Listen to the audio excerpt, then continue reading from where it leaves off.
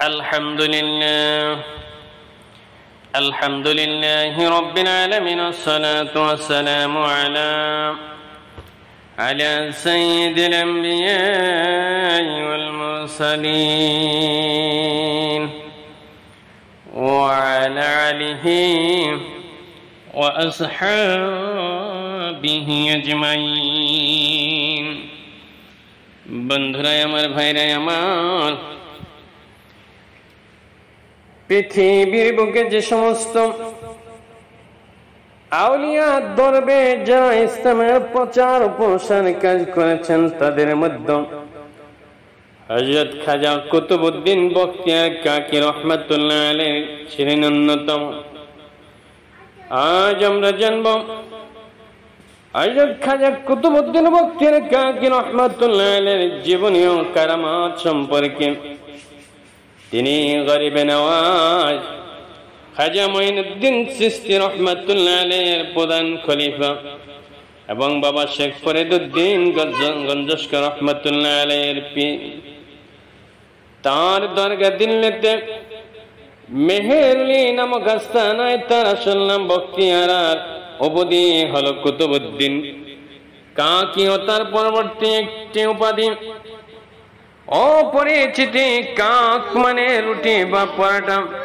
তুর্কি ভাষায় রুটিকে বলা হয় কাক।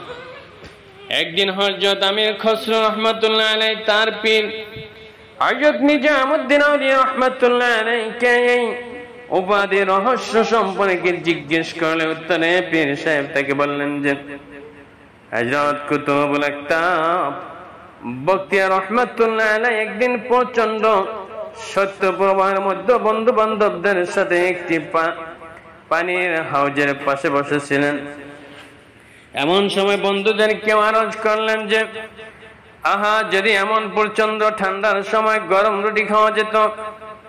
আর সাথে সাথে হযরত কুতুব সাহেব কনে কনে ঠান্ডা পানির হাউজে হাত ঢুকিয়ে দিয়ে আর দেখা গেল তার নুরানি হাতে কতগুলো গরম রুটি পরাটা বেরিয়ে এসেছে ঠান্ডা পানির ভিতরে থেকে।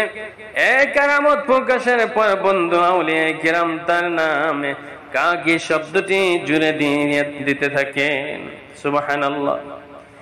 হযরত কাকি রহমাতুল্লাহ আলাইহি হযরত ইমাম হোসেন রহমাতুল্লাহ আলাইহির বংশধর, তার বংশ পরস্পর হযরত বখতিয়ার কাকি ইবনে সৈয়দ কামালউদ্দিন ইবনে সৈয়দ মুসা ইবনে সৈয়দ আহমদ ওশি ইবনে সৈয়দ কামালউদ্দিন ইবনে সৈয়দ মুহাম্মদ ইবনে সৈয়দ আহমদ ইবনে সৈয়দ রাজিউদ্দিন ইবনে সৈয়দ মুসামউদ্দিন ইবনে সৈয়দ রশিদউদ্দিন ইবনে সৈয়দ জাফর ইবনে সৈয়দ নাকিউল ওজুদ ইবনে সৈয়দ আলী মুসা রেজা ইবনে মুসা কাজেম ইবনে জাফর সাদিক ইবনে ইমাম বাকের ইবনে ইমাম জয়নুল আবেদিন ইবনে ইমাম হুসাইন রহমাতুল্লাহ আলাইহি। তার জন্ম আউসে এবং তার এজন্য তাকে আউসি বা উশিও বলা হয়। 2 বছর বয়সে পিতাকে হারানোর পর মার যত্নে পালিত হন এবং 5 বছর বয়সে হতে তিনি শরিয়াতের জাহিরি শিক্ষার তালিম নেন তৎকালীন মৌলানা হযরত আবু হাফস নামক কামেল আলেমের কাছে। এখানে তিনি শরীয়তের পাশাপাশি তরিকতের বিদ্যা তালিম তরবিয়ত নিয়ে থাকেন। তিনি হযরত পরবর্তীতে তিনি আওসতে বাগদাদ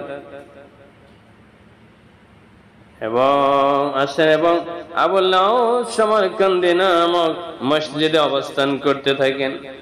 আর এখানে তিনি হযরত খাজা মঈনুদ্দিন চিশতির সাক্ষাৎ, বায়াত এবং খেলাফত লাভ করেন। পরবর্তীতে তিনি গরিবে নওয়াজ রহমাতুল্লাহ আলাইহির ভারত অভিযানের সাথী হন এবং লাহোর মুলতান হয়ে দিল্লিতে আসেন। খাজা বাবা তাকে দিল্লির কুতুবের দায়িত্ব রেখে চলে যান। আজমির অভিযানে অবশ্য আজমির বিজয়ের পরে তিনি নিজের পীরের কাছে আজমির শরীফে থাকতে চেয়েও দিল্লিবাসীর বেসামাল ভালোবাসা বাধার কারণে পারেননি।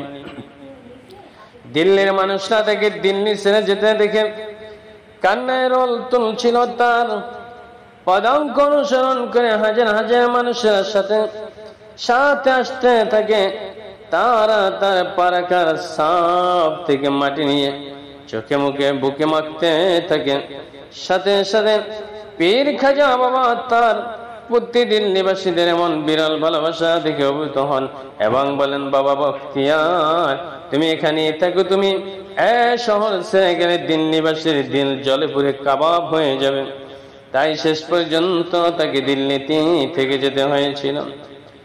উল্লেখ্য, শুধু সাধারণ মানুষ নয়, দিল্লির তৎকালীন পরপর দুই শাসক কুতুব মিনারের প্রতিষ্ঠাতা কুতুবউদ্দিন আইবেক এবং শামসুদ্দিন আলতামাশ দুজনেই তার বড় ভক্ত এবং মুরিদ ছিলেন।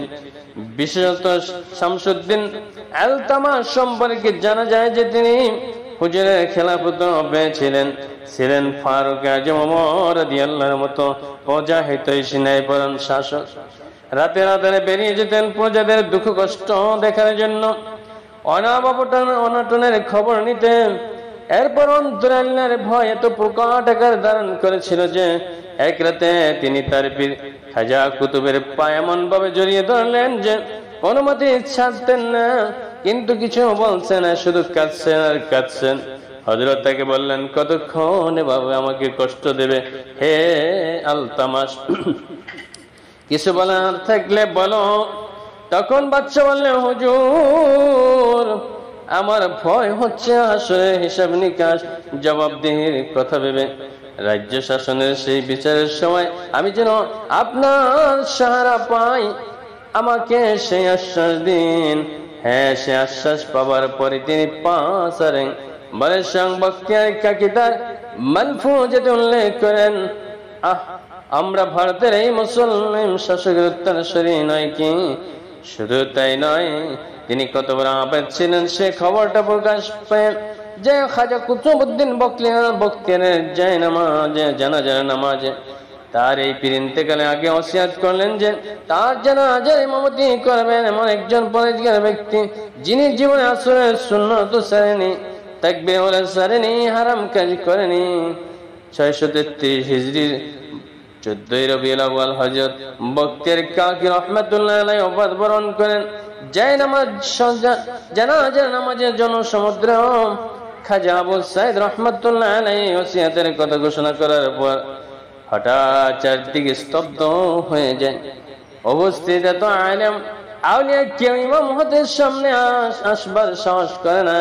যখন মুসল্লিদের ধৈর্যের বাঁধ ভাঙার উপক্রম আর কোনো পন্থা নাই দেখে নিজের পীরের জানাজার প্রয়োজনে নিজের এমন গোপন পরেজগারির খবর না জানিয়ে পারল না দিল্লির বাদশাহ শামসুদ্দিন আলতামাশ রাহমাতুল্লাহ আলাইহি।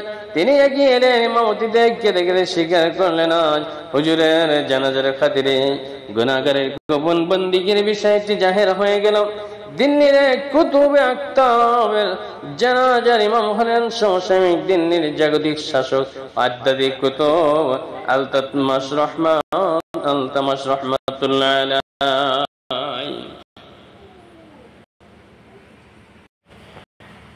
আলহামদুলিল্লাহ